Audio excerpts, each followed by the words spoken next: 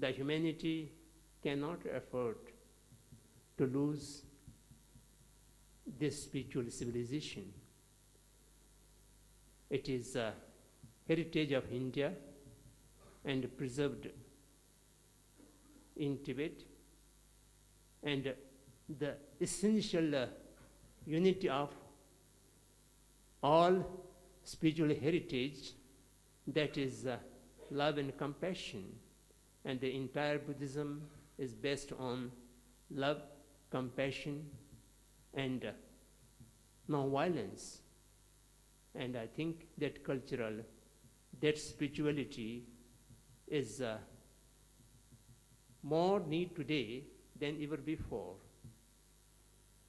As the previous speakers have rightly mentioned the problems of humanity today,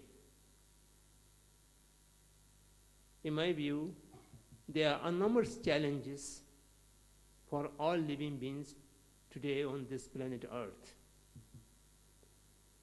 The increase of violence in various forms, in the forms of war, in the forms of terrorism, in the forms of structural violence, in the forms of exploitation and so forth.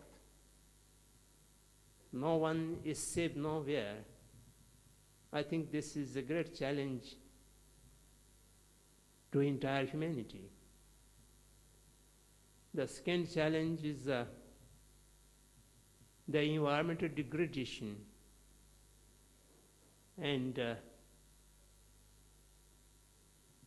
the disbalance of ecosystem, global warming. The human basic needs of air to breathe, water to drink are entirely polluted, contaminated. Difficult to find any clean air to breathe and difficult to find clean water to drink. The environmental degradation is another challenge. Economic disparity, misuse of resources, and presently recession of economy, which is also a great challenge. Then finally, the source of salvation to all living beings, that is religions. And today we talk of religious intolerance and conflict of civilizations.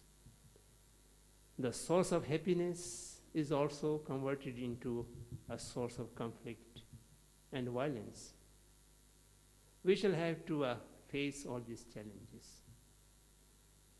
To face these challenges, the only way is the spiritual heritage, the heritage of love and compassion, the heritage of a living system which lets the others to live.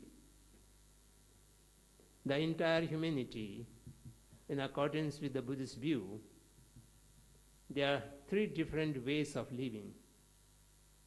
The first way of living is live on the cost of others. Today, the majority of humanity live in that way, on the cost of others, on the basis of exploiting the others, misusing the share of others. A great number of people live in that way. That is not a living. Every moment it is a death. But people choose this way of living. The other way of living is live and let the others live. If we can do that, I think the world will become a better place to live. And finally, the requirement of living system, a humanly living, that would be live to serve the others.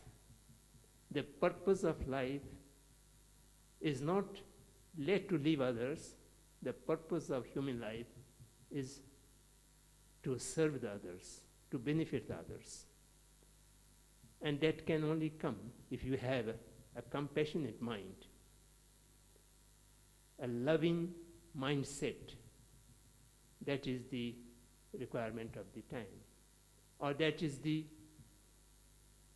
essence of human value. This Congress will consider the human great values, and in this, the Buddhist way of living for the sake of serving the others, would great contribute for the future of humanity. I once again grateful to all of you for giving me the opportunity to be with you and having your attention to my sharing of thoughts. Thank you very much.